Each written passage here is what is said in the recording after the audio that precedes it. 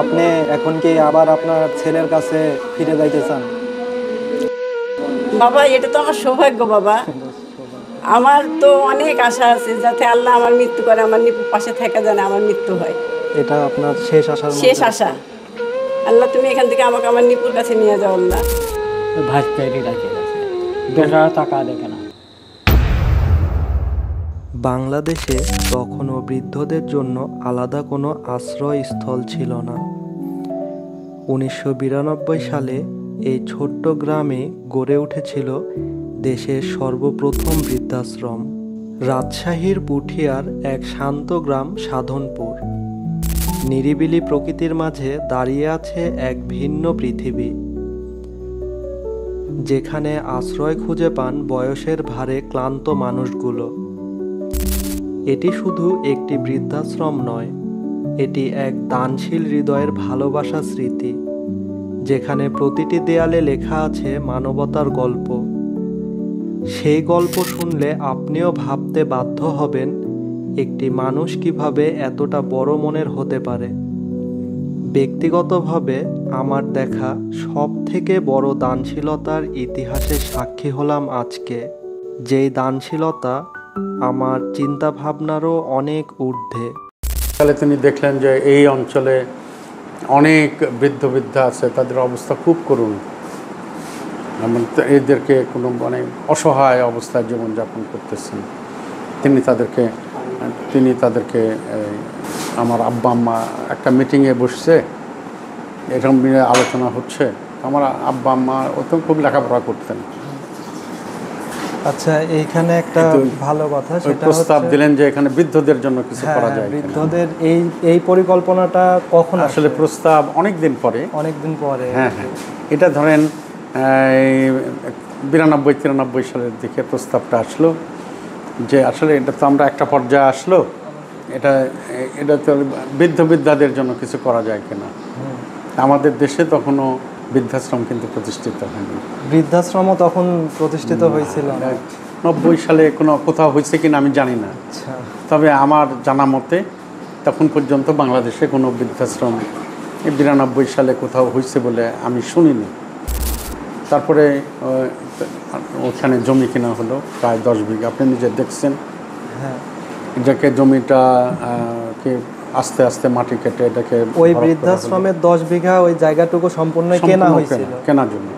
এটা কেনা জমি, এবং এই যে 25 বিঘা আস্তে আস্তে আস্তে উনি প্রায় 80 বিঘা জমি কিনে ফেললেন। আমাদের যেহেতু আজকের দিনে আমরা দেখি মাত্র 2-3% জমির জন্য ভাইয়ের হাতে ভাই খুন হয়, পরিবারে ভেঙে পড়ে সম্পর্কের দেয়াল। আর সেই সমাজেই আব্দুল মজিদ সাহেব দান করেছিলেন 1 নয় 2 নয়, পুরো 80 বিঘা জমি, শুধু মানবতার টানে, শুধু অসহায়দের পাশে দাঁড়ানোর জন্য। ভাবুন তো কেমন অসাধারণ বড় মনের মানুষ ছিলেন তিনি। আমি বললাম যে তিনি অসম ব্যক্তিত্ব ছিলেন। তিনি যেখানে যা পাইছেন স্থানীয়ভাবে এটাকে জমি কিনছেন, এটাকে পুকুরে রূপ দিয়েছেন, এখানে বৃক্ষরোপণ করছেন, এবং এই আয় দিয়ে যাতে উনি মারা যাওয়ার পরেও এই প্রতিষ্ঠানটার দরজা যাতে খোলা থাকে। এখানে যদি সমস্ত রকমের অনুদান বন্ধও হয়ে যায় তাহলে যেন 10 জনকে নিয়ে হলেও এই প্রতিষ্ঠানটাকে যেন রান করা যায়, এই ব্যবস্থাটা উনি করে গেছিলেন। আব্দুল মজিদ সাহেবের কৃতিত্বের কথা যত শুনছিলাম ততই অবাক হচ্ছিলাম। তিনি শুধু প্রতিষ্ঠান দিয়ে ক্ষান্ত হননি, বরং সেই প্রতিষ্ঠান ভবিষ্যতে কিভাবে চলবে কারো আশায় না থেকে তার ব্যবস্থাও তিনি করে গেছেন। প্রতিষ্ঠাতার ইতিহাস জানা শেষ হলে আমরা সোজা চলে যাই বৃদ্ধাশ্রমে থাকা সেই মানুষগুলোর সাক্ষাৎ নিতে। আসসালামু আলাইকুম। ওয়ালাইকুম সালাম রহমতুল্লাহ। কেমন আছেন আপনারা? আলহামদুলিল্লাহ, ভালো আছেন? জি। আচ্ছা, তা আপনার নাম আর ঠিকানাটা যদি একটু আমাদেরকে বলতেন। আসসালামু আলাইকুম। ওয়ালাইকুম। আপনি কেমন আছেন? আমি আলহামদুলিল্লাহ ভালো আছি। আমার বাড়ি ব্রহ্মপুর। আমার নাম মোহাম্মদ ইসমাইল হোসেন। আমার বাড়ি ব্রহ্মপুর, থানা নলডাঙ্গা, জেলা নাটোর। আপনার ছেলে মেয়ে কয়জন? আমার 2 ছেলে 2 মেয়ে। 2 ছেলে 2 মেয়ে। এখানে আসলেন কত বছর আগে? আমি তো 2 বছর যায়, আরেক বছর যাইতেছি। 3 বছরের কাছাকাছি। হ্যাঁ। তো এখানে আসার মূল কারণ কি ছিল? কারণ আমার ওয়াইফ থাকে বাইরে, ছেলে বউয়ের সাথে আমার বনিমানা হয় না। এই জঙ্গল ফেলে লোকে বুড়া, পানি ফেলে লোকে বুড়া, ময়লা ফেলে লোকে বুড়া, সুতা ফেলে লোকে বুড়া, সব বুড়া, এইসব নানা সমস্যার কারণে। আপনি সিদ্ধান্ত নিলেন আপনি বৃদ্ধাশ্রমে আসবেন, না বাসায় থেকে আপনাকে না রেখে না, দেওয়া হয়েছে? কেউ আমার রেখে দেয়নি। আমি সিদ্ধান্ত করছি যে আমার কোনো উপায় নাই, এখন কি করব, আমি কোন পথে যাব। যে একজনের সাথে পরামর্শ করলাম, পরামর্শ করে এই পথে আসি। এখানে এসে এখন কেমন আছেন? এখানে এসে ভালোই আছি। ভালো আছেন? আচ্ছা, জি আপনি তো এক সময় আমাদের মতো যুবক ছিলেন, জি জি। ছোট ছিলেন, আপনারও বাবা মা ছিল। হ্যাঁ, তো ওই সময়ের কোনো একটা এমন ঘটনা আছে কি যেটা আপনার কাছে খুব সুন্দর বা মনে আছে এখনো? এমন কোনো আনন্দের কোনো মুহূর্ত আছে? আমার আর কি আনন্দ থাকবে, দুঃখী মানুষের কোনো আনন্দ থাকে। ওই সময় যখন আপনি আমাদের সমান ছিলেন বা আমাদের থেকে আরো ছোট ছিলেন, শৈশবে অথবা যৌবনকালে, আপনি যখন চাচির সাথে বিয়ে হয় সেদিন আপনি কেমন আনন্দিত ছিলেন? সেদিন আনন্দ লাগেনি?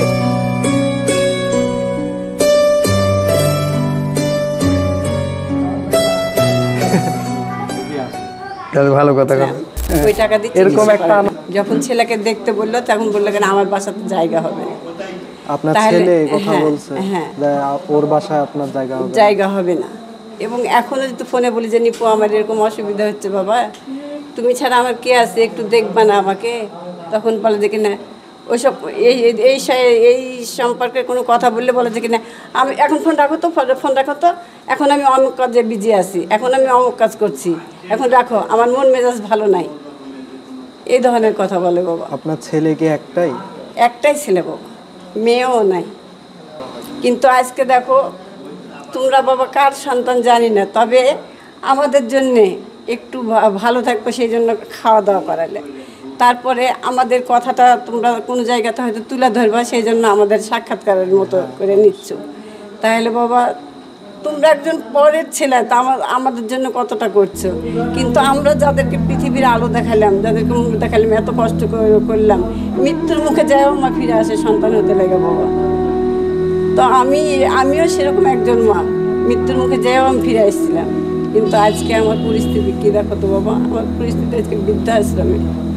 আর ছেলের সঙ্গে যখন কথা বলি যে অমুক কাজে বিজি আছি, অমুক কাজে আমি ব্যস্ত আছি, তুমি আমার সঙ্গে এখন কথা বলো না, এরকম কথা বলে বাবা। তখন মনের ভিতরে খুব আঘাত পায়, আঘাত পেয়ে একবার মনে করি আল্লাহ এখান থেকে তুমি মৃত্যু লিও। 5 ওয়াক্ত নামাজে আল্লাহর কাছে হাত তুলে বলি, আল্লাহ তুমি এই যে ঘুরতে ফিরতে তুমি মৃত্যু লিয়ে লিও আল্লাহ, পরাধীন করো না আল্লাহ। এরপরে কে দেখবে কি দেখবে না, আরো কত শাস্তি আসছে কপালে, তুমি এরকমভাবে শাস্তি দিও না আল্লাহ, আমাদেরকে চলাফেরা করতে করতে যেন তুলে লাই। আমার ছেলে তোমার অনার্স কমপ্লিট করে মাস্টার্স কমপ্লিট করেছে, ওরা এখন চাকরি করছে বাবা। আপনার ছেলের এরকম ধরনের ব্যবহার কি চাকরি বাকরি পাওয়ার আগে থেকেই ছিল, না চাকরি বাকরি না পাওয়ার বাবা, পর? এই যে ও একটা মেয়েকে ভালোবাসতো, সেই মেয়েটা যখন এই সংসারে আসলো তখনই ও আমার কাছ থেকে বিচ্ছিন্ন হয়ে গেল। মানে মূল সমস্যাটা তারপর থেকে শুরু হ্যাঁ, হয়েছে? মূল সমস্যাটা এখান থেকেই শুরু হয়েছে বাবা। এই যে ছেলে চলে গেল, ছেলের আশাতে পথের দিকে তাকিয়ে থাকি, হয়তো ছেলে এখন বাড়িতে ফিরবে, ছেলে এখন আসবে, সন্ধ্যার টাইমে তাকায় থাকি যে এখন মনে হয় আসবে, কিন্তু না, একের পর একদিন চলে যায় বাবা। এরকম করতে করতে 7টা বছর চলে গেছে, কিন্তু ছেলে আর বাড়িতে ফিরে আসেনি। ঠিক আছে। আলামিনের অর্থ হলো বিশ্বাস, আল্লাহ সেই অর্থর দ্বারা আমি ছেলের নাম রেখেছিলাম। কিন্তু আজকে কিসের জন্য আমার সাথে বাবা এই প্রতিঘাত করলো ছেলে আমার, আমি একটু জানি না। আপনার ছেলেকে কখনো এইভাবে এখন আমাদের সাথে যত কথা বললেন, এইভাবে কখনো কি আপনার ছেলের সাথে কথা বলা হয়েছে?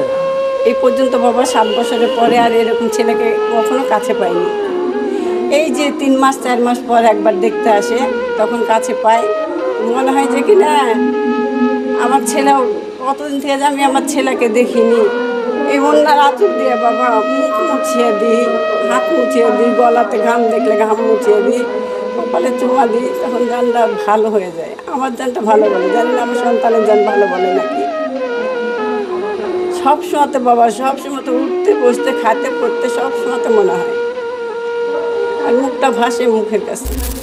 আপনি এখন কি আবার আপনার ছেলের কাছে ফিরে যাইতে চান? বাবা এটা তো আমার সৌভাগ্য বাবা। আমার তো অনেক আশা আছে যাতে আল্লাহ আমার মৃত্যু করে, আমার নিপুর পাশে থাকা জানে আমার মৃত্যু হয়, এটা আপনার শেষ আশার শেষ আশা। আল্লাহ তুমি এখান থেকে আমাকে আমার নিপুর কাছে নিয়ে যাও আল্লাহ। ছেলে মেয়ে নাই? ছেলে নাই বাপ, ছেলে নাই? না, 3টি বেটি বাবা। 3টাই মেয়ে? হ্যাঁ মেয়েরা বিয়ে দিছেন মেয়েদের? হ্যাঁ, মেয়েরা বিয়ে শাদী হয়েছে বেটা, মেয়েরা বিয়ে শাদী হয়েছে, লাতিনের বিয়ে শাদী হয়, বাচ্চা কাচ্চা হয়েছে। আর আপনার হচ্ছে যে স্বামী মারা গেছে বাপ। মারা গেছে? হ্যাঁ। কত বছর হলো? এই তো 14 বছর, এই মাঘ মাসালে 14 বছর হলো। আপনি এই বৃদ্ধাশ্রমে আছেন কত বছর হলো? কত বছর না বাপ, আমি রোজারিদের পরে আইছি। রোজার ঈদের পরে আসছেন? হ্যাঁ। আপনার এমনিতে জামাইরা কি করে? গরিব মানুষের যাওয়াই আর কি করবি বাপ, মেজো জামাইটা মারা গেছে 6 বছর করে, বেটি তুই মারা গেছে, আর 2টি আছে, ছোটটা আর বড়টা আছে। কৃষি কাজ কাম করে, চলে গরিব মানুষ কোনো রকম। এই অবস্থা বাপ, নিজের বাড়িও নাই, গাড়িও নাই, কিছুই নাই শোনা। যেটি নাই সেটি গল্প দিতে লাভ নেই, বাস্তবে থাকা লাগবে তো শোনা। আমার কিছু নাই বাবা। ওই জন্য করছে যে একটা বিধবা ভাতার কার্ডটা হইলে পারে, এ জায়গাতে আসি বেটা, প্রেশার আছে, অ্যালার্জি আছে, ওষুধ লাগে। আপনাদের এমনি বৃদ্ধাশ্রম থেকে কি কোনো ওষুধপাতি দেয়া হয়? বেটা হালকা পাতলা কিছু দেয়, মানে একদম প্রাথমিক যেমন যেগুলো দরকার ওই ছিল? হালকা পাতলা হয়তো দেয়, আর যখন মোটা অংশ লাগে বেটা সেখন নিজে কিনে খাওয়া লাগে। এই জিনিসটা তো সরকারের মধ্যে না, সরকারের মধ্যে হলে সরকারের কিছু অনুদান পাইলে কিছু করা যায়, এই জিনিসটা সরকারের মধ্যে না বাপ। মালিক কয়জনক দিবি, আমার পিছনে 5,000, আর একজনের পিছনে 5,000 দিলে তাইলে এদের 3 বেলা দেয়, 3 বেলা দেয়, এতগুলি লোকে খাতে দেয়, খাতে দিবি না, সকলের পিছনে 10,000 টাকা খরচ করবি। আমার তো কিছুই নাই বাবা। মানে আপনার এখন দাবি একটা বিধবা ভাতার? হ্যাঁ, আমার একটা কার্ড হইলে বেটা আমি মাসে মাসে খেতে 500 করে টাকা পেলে বেটা আমার আচ্ছা, ওষুধের টাকা দেয়। আপনার আপনার গ্রাম আর আপনার ইউনিয়নটা আরেকবার বলেন। বারেপাড়া গ্রাম, 8 নম্বর ওয়ার্ড বাপ। 8 নম্বর ওয়ার্ড। হ্যাঁ, চন্টু চেয়ারম্যান। আচ্ছা, থানা? থানা পুঠিয়াই। পুঠিয়া থানায়? হ্যাঁ, এইটিও তো পুঠিয়া থানায়। আচ্ছা, আমি চেষ্টা করব আপনার একটা বিধবা ভাতার কার্ড করে দেওয়ার জন্য। করে দিলে বেটা বাকিটা আমার উপকার হইতো বাপ, করে দিলে উপকার হইতো। আচ্ছা, আমি চেষ্টা করব আপনার কার্ডের ব্যবস্থা করে দেওয়া। হ্যাঁ, যদি পারি তো পারলাম, না পারলে কিছু মনে করেন না, তবে আমি আমার দিক থেকে চেষ্টা করব। কেমন আছেন? আল্লাহ কিছু বাবা, ভালোই আছি। ভালো আছেন? হ্যাঁ। আল্লাহ শুক্রিয়া। হ্যাঁ, তো আপনার নাম আর ঠিকানাটা যদি আমাদেরকে একটু বলতেন। আমার ঠিকানা হলো তালঘোড়া কোনাবাড়িয়া। তালঘরিয়া কোনাবাড়িয়া। হ্যাঁ। আপনার নাম? আমার নাম হলো শাহাদত। শাহাদত? হ্যাঁ। আপনার ছেলে মেয়ে কয়জন? ছেলে 3টে এখন। 3টা ছেলে? একটা মারা গেছে। একটা ছেলে মারা গেছে। মারা গেছে। আপনি কি করতেন? বাবা আমি খুব মায়ের পেট চির পড়ে নি, আমার দেখার মতো মাথা পুকুর তেনার থেকে মাও গেছে, মা মারা গেছে, মায়ে মানুষ করতে করতে মাটাও মারা গেছে। হ্যাঁ, তবে বাপে কাকাটু দেখছি মায়ের বিনা। ওই ভাইটা ফোন করছি, খবর দিছি, ওই ভাইটাই রাখে গেছে, বেটারা টাকা দেখে না। মানে আপনার ভাইস্তে এসে রেখে গেছে? হ্যাঁ, ভাইটা পাড়া সম্বন্ধে। ওই ছেলেদের সাথে এখন কথাবার্তা হয় না? কথাবার্তা ছেলেরা হয় না বাবা সেরকম। এমনি আর্থিকভাবে কোনো সাহায্য সহযোগিতা না করে না, না? কিচ্ছু ভালো খোঁজ খবরও রাখে না? না, কোনো খোঁজ খবর নাই। দাঁড়ানে আমার কোনো পথ নাই, বাড়িটাও নেই। বৃদ্ধাশ্রমের অনেকের মুখেই শুনছিলাম তাদের সন্তানের প্রতি তাদের গভীর আক্ষেপের কথা। তখন আমার মনে প্রশ্ন জাগলো, আসলেই কি সবসময় এই আক্ষেপের পেছনে ছেলেরাই দায়ী, নাকি এর পেছনে লুকিয়ে আছে আরও কোনো না বলা গল্প? এর উত্তর খুঁজতেই আমি আবারও চলে গেলাম প্রতিষ্ঠানের সভাপতি মোরসালাত স্যারের কাছে। আচ্ছা, বৃদ্ধাশ্রমের ব্যাপার নিয়ে আপনার কি মনে হয়? আসলে বৃদ্ধাশ্রমে যে বৃদ্ধরা আসে এর পেছনে আসলে কি সব সময় সন্তানরাই দায়ী থাকে, না এর পেছনে আপনার ব্যক্তিগত মতামত থেকে, আমার অভিজ্ঞতা থেকে যেটা আপনার বলি, অভিজ্ঞতা থেকে কি মনে হয়? আমার অভিজ্ঞতা থেকে যেটা বলি, আসলে এক হাতে তো লাঠি বাজে না। এক একটা মানুষ কিন্তু এক একটা পৃথক পৃথক সত্তা। হ্যাঁ, এক একটা ছেলে যখন একটা মেয়ের সাথে সংসার করতে যায় তখন তার সন্তান মতো করে হতেই হয়, তাছাড়া তো সংসার টেকে না। আর সেই মেয়েটা এখানে এসে সব মেয়েরাও শ্বশুর শাশুড়িকে মেনে নিতে পারে না। আবার অনেক শ্বশুর শাশুড়ি আছে অনেক ব্যক্তিত্ব সম্পন্ন, পয়সা নাই কিন্তু ব্যক্তিত্ব সম্পন্ন। এই মানুষগুলো কিন্তু এই ছেলে মেয়েদের মতো হয়ে যেতে পারেন না। আবার অনেক আছে সামাজিক বৈষম্যের শিকার বা অনেক কিচ্ছু নাই, সহায় নাই, সম্বল নাই, তারাও আসলে এগুলোকে নিতে পারেন না। আসলে মানুষ তো সবারই ত্রুটি আছে। হ্যাঁ, তা তো অবশ্যই, সবারই ত্রুটি আছে। এই ত্রুটির ঊর্ধ্বে কেউ কিন্তু আমরা না। সেখানকার বুদ্ধিবিদ্যাই হন, কিংবা তাদের সন্তানই হন, কিংবা তাদের পুত্রবধূ হন, বা যে কেউ হন না কেন, মানে মানুষ যেহেতু ত্রুটি বিচ্যুতি আছে, যেহেতু মানসিকভাবে অ্যাডজাস্ট করতে পারছে না, সেহেতু কিন্তু এটা এরকম একটা গ্যাপ তৈরি হয়। এবং এই মানুষগুলো নিয়ে একসময় দেখা যাচ্ছে যে ভাবঘুরে হয়ে যায়, বা তাদের অবস্থান নেই, বা এটা একটা হয়ে যায়, রাস্তাঘাটে মরে পড়ে থাকে, যেটা হয় আর কি। তো এটাকে আসলে একটু অন্যভাবেও দেখতে হবে। এটা আমাদের সমাজ ব্যবস্থাটা, মুসলমান যারা, আমাদের দায়িত্ব হলো পিতা মাতাকে আমাদেরকে সর্বাগ্রে স্থান দিতে হবে। পুত্রের আগে, কন্যার আগে, স্ত্রীর আগে, সবার আগে পিতা এবং মাতার কথাটাকে কিন্তু আমাদের মাথায় নিতে হবে। যেমন বৃদ্ধাশ্রম আমরা কেন করছি? এটা তো ইসলামে যায় না। হ্যাঁ, এটাও আমার একটা প্রশ্ন ছিল যে বৃদ্ধাশ্রম তো ইসলামিক দৃষ্টিকোণে যেখানে বলা হয়েছে যে বাবা মাকে বলেও শব্দ হবে না। আচ্ছা, আপনার কাছে আমার প্রশ্ন থাকলো, যাদের সন্তান নেই তারা কি করবে? যাদের সন্তান নেই, এমন তো আছে যাদের সন্তান নেই, যাদের আত্মীয় স্বজন আছে কিন্তু এদেরকে পাত্তা দিচ্ছে না, বা আত্মীয় স্বজনের দায়িত্ব পালন করছে না, গ্রামবাসী তার দায়িত্ব পালন করছে না, শহরের মানুষ তার প্রতিবেশীর দায়িত্ব পালন করছে না। করছে না বলেই তো এই মানুষগুলো রাস্তায়। তা তো অবশ্যই। তাহলে একটা কুকুরের যে সম্মান মর্যাদা, একটা বৃদ্ধ মানুষের সেই সম্মান মর্যাদা কিন্তু মানুষ অচল হয়ে গেলে তেমনি। আমার দেশের এমন অনেক মানুষ গ্রামে একটা হলেও পাবেন, প্রত্যেক গ্রামে যদি একটা করে হয় তাহলে কত আছে, কি মানবেতর জীবনযাপন করছে। আসলে ইসলামকে আমরা পরিপূর্ণভাবে ধারণ করতে পারিনি। আমরা শুধু উপর দিয়ে চলে যাচ্ছে। আমরা আমি আশাবাদী যে গবেষণা শুরু হয়েছে। তো এই ক্ষেত্রে সূরা বালাদকে যদি আমরা একটু ভালো করে স্টাডি করি, আপনারা পড়ে দেখবেন যে সেখানে হচ্ছে যে এই ধুলায় ধূসরিত মানুষগুলোকে সেবা করার কথা বলা হচ্ছে, যারা এটা করবে, এতিম, অসহায়, দরিদ্র, ক্ষুধার্ত, হ্যাঁ, যারা পথশিশু বা পথের মানুষ, এদের জন্য যারা কাজ করবে তারা ধর্মের দুর্গে অবস্থান করবে। সূরা বালাদের যে অংশটুকু সূরাটা পড়লেই বোঝা যাবে, বিশেষ করে এদিকে দেখলে পরেই বোঝা যাবে যে হ্যাঁ, প্রকৃতপক্ষে ধর্মটা কি, ধর্মের দুর্গটা কি।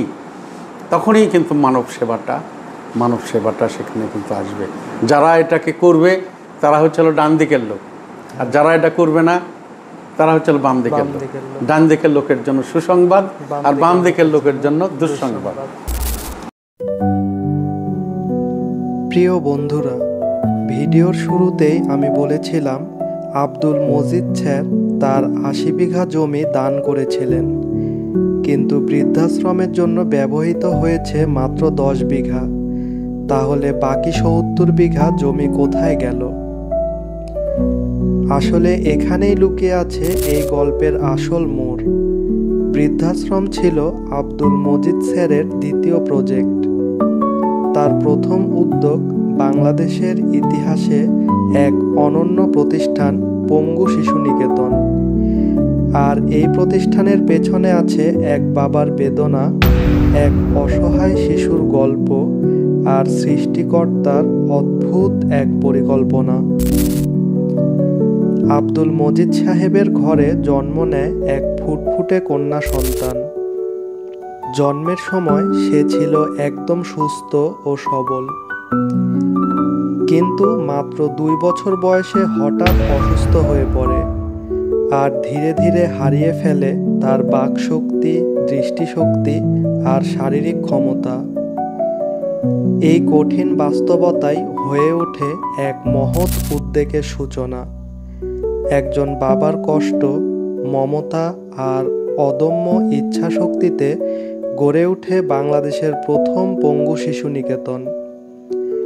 আজকাল মানবতার ফেরিওয়ালাদের অনেক গল্পই আমরা শুনি, দেখি, কিন্তু এই মানুষের দান, তার আত্মত্যাগ আর মানবপ্রেম আমার দেখা সকল দানশীল মানুষের গল্পের ঊর্ধ্বে। এমন এক মানুষ যার গল্প আমার কল্পনাকেও হার মানায়। আর এই অনুপ্রেরণার ইতিহাস আমি বলবো পরের ভিডিওতে, তাই মিস না করতে চাইলে এখনই চ্যানেলটি সাবস্ক্রাইব করে রাখুন, আর ফেসবুক থেকে দেখে থাকলে পেজটিকে ফলো দিয়ে পাশে থাকুন। ভিডিওটি কেমন লাগলো তা অবশ্যই কমেন্ট করে জানাবেন। সবাইকে অসংখ্য ধন্যবাদ এতক্ষণ আমার সাথে থাকার জন্য, এবং সবাইকে আসসালামু আলাইকুম।